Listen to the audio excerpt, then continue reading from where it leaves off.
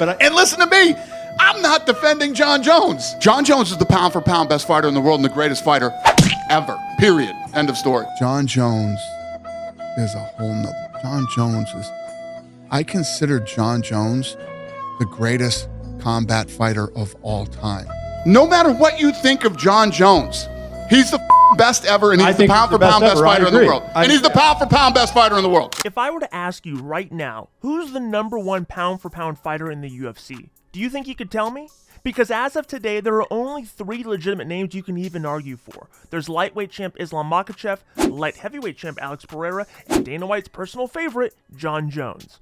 Alex Pereira delivered yet another electrifying performance, likely his finest yet, as he demonstrated his ability to overcome challenges despite needing to endure the later rounds and play both the aggressor and the defender. Pereira never truly seemed overwhelmed. Yes, he took a few hits, but he remained unfazed and composed, strategically waiting for the right moment to strike against Khalil Roundtree.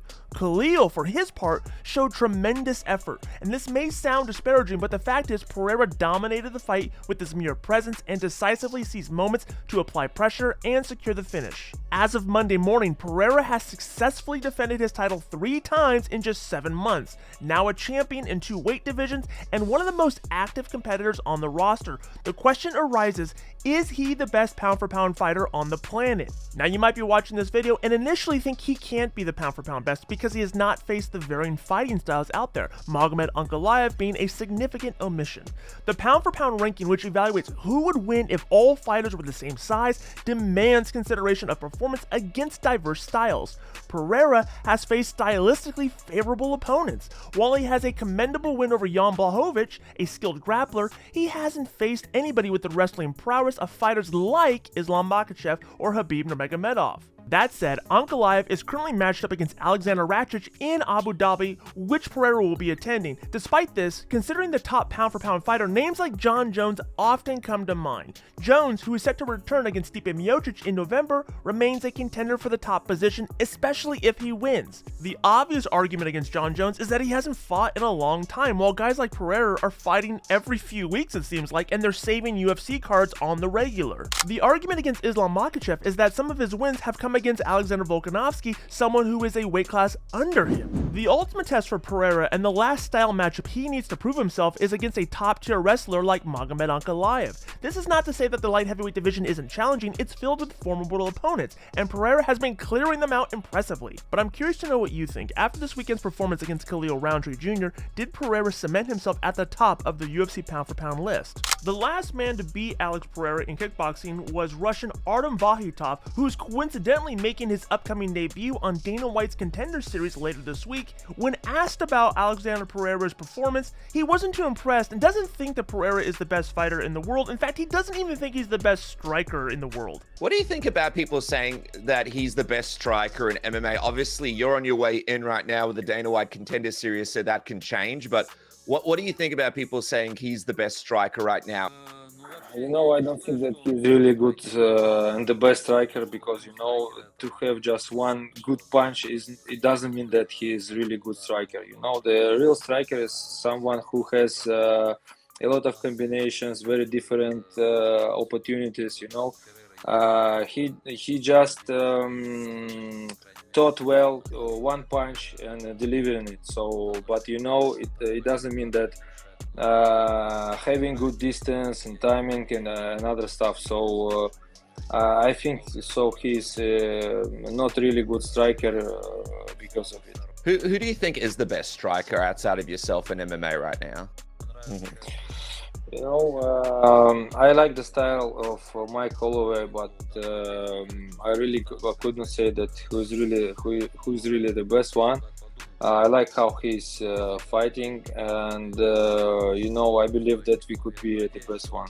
During the fight week going into UFC 307, Alex Pereira got asked about you, said that people are expecting you to be like him in Israel, and that might not be the case, that you're not Alex Pereira, you're not Israel Adesanya.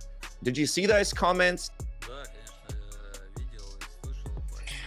Yes, for sure, I saw it, and you know, he could tell for now whatever he wants, but you know, the time will come and he will change his opinion. I'm sure. How do you think a third fight between you and Alex would go, but this time in MMA? How does the MMA rule set change it for you? And what would it look like if you guys did it with MMA gloves in the UFC, do you think? Fighting in small gloves is really like a different kind of sport, but we have very good experienced team, and for sure for future, if it fight would happen, we will make everything to be ready for it.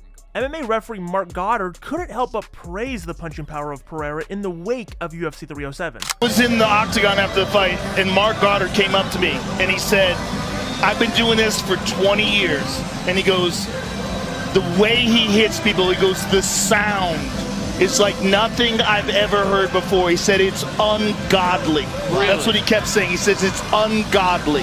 Wow. That's crazy coming from Marc Goddard. So the fact that Chael Sonnen believes that should Pereira challenge Tom Aspinall for the heavyweight strap, that there's no longer a question of who's pound for pound, there's no longer even a question of who's the greatest of all time. That's my analysis and those are my thoughts, but when you look at Alex Pereira, I can't remember anybody quite like this. I mean, you have a guy that's in a conversation for GOAT. You have a guy who, if he bumped up to heavyweight, it wouldn't matter if he won the IC belt or the undisputed belt. If he has a belt up there, it ends the conversation. We no longer even have an ability to discuss greatest of all time. We would lose that ability to argue. The only reason there is an argument is because there's no tournament or no title for it. It is just people's opinions, and everybody starts comparing resumes first. So if he went champ, which has never been done, we wouldn't talk about who's the GOAT anymore. We would just say Alex Pereira. And to have somebody that is in that kind of a conversation who has been this undynamic is not something that we ever thought we would see. Dynamic? For goodness sakes, I don't think we've ever even seen him defend a submission. Now, that isn't his fault. He hasn't been in a position where an opponent can throw up a very legitimate submission, but either way, my point is accurate. We've never seen him get a takedown, and you could argue that. Like, there was a couple of moments with Adesanya where he did grab him and pull him down to the ground. And I think you get my point, though. When he's not out there doing submissions.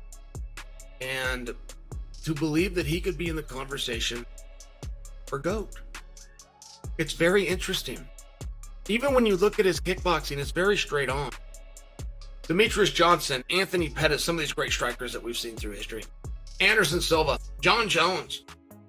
They're so dynamic. You don't know if they're going to run up a fence and kick you, or they're going to be on their back and kick you in the face and knock you out from there. Like, you don't know what they're going to do. They're crazy. They're just as likely to hit a spinning elbow or spinning kick right to your midsection as they are to throw a jab to your nose. Pierre is none of those things. He is going to stand straight in front of you. He is going to let you come and bring whatever you want to bring at him. Throw whatever combination you want to use, your hands, you want to use your feet, however you want to do it, and then he's going to return fire. It is very, very straightforward. And we're talking about he could be the GOAT. Lacking being dynamic. It really is a very wild thing. Like, if you were to put Pereira versus John Jones, and I'm talking about them not fighting, I'm talking about arguing, right? Because that's what GOAT is. It's just an argument. But if you were to do that, you would have to give the benefit to John Jones. You would also need to show benefit of the doubt as well as grace to John Jones. And that's true for longevity and for things that he's shown, for his ability to do such great work on the ground as on his feet, as to grind it out and come from behind and get a decision. Those are all very true things. But I think it would also be true if I was to say to you, do you believe that John Jones could defeat Khalil Roundtree inside of 20 minutes? You might say, yeah, I do think that. I said, okay. Do you think that John Jones could knock out Jamal Hill inside of 5 minutes? And you're probably going to say no. And I don't know that I have to say knockout. Could he get him out of there? Any way he wants to do it, you're probably going to say no. And if I said, well, do you think that John Jones could finish Yuri Prohaska twice? Win knockouts? You're very likely to say no. So there are certain things that Pereira is doing, I mean, that are just flat amazing. It is very hard to compare somebody that has never done ground and pound, that has never fired a takedown, that has never taken on these top-ranked wrestlers and shown an ability to get up and show submissions and defend submissions and to put them in conversation for greatest ever. But Pereira is most definitely that. He is most definitely in the conversation. And by the way, all he wants to do is the hardest fights. I mean, he's calling out from Drekas to Aspinall to his most likely opponent is going to end up being Ankalaev, or at least the winner of Ankalaev and Raychik. Like, these are very difficult things to do. And the greats and the top guys, particularly the ones that are making piles of money like he is, you can't even get them to the ring. It doesn't matter if you're talking about boxing. You couldn't get Floyd to the ring more than twice a year. Never. This is literal. Go back. Pull up his resume. Since he was selling out arenas and making real money, show me 1 year where you ever got him in there more than twice. You can't get the guys to make the walk. You can't get Connor to make the walk. John will go in and sit out for 3 years, come back for 1, sit another year and a half after that. You can't get guys with money to want to go to work. That's all this guy wants to do. And he wants to do it against the absolute hardest guys that put him in the most danger, most jeopardy. It's very interesting. We've really never seen anything quite like it. Now let's take a look at the top 3 comments left on yesterday's video. At Tyrone Klein says, stay in your lane. Forget about what people say. Make your money. Keep your health. Go home safely to your family. Retire. The fans will turn against you, and when you're brain dead, they will not be there for you. At Brian C says, McGregor would destroy Crawford in the octagon. Crawford is worth around $15 million. He doesn't need the money. It's funny that a seasoned MMA fighter in the UFC would jump at the chance to get destroyed in the boxing ring for the money. Thanks to Dana White. And at CJ Diggs says, the funny thing is, Crawford has high-level wrestling. There's a good chance he would win the fight on points by wrestling Connor. If you want your comments read on tomorrow's video, simply comment down below. We'll highlight the top 3 comments, good, bad, or indifferent, and feature them in tomorrow's video. And that does it all for today's video, but make sure you like this video, subscribe to the channel, and click the bell notification so you can get notified every time we release a new video. And in case you missed it, check out yesterday's news.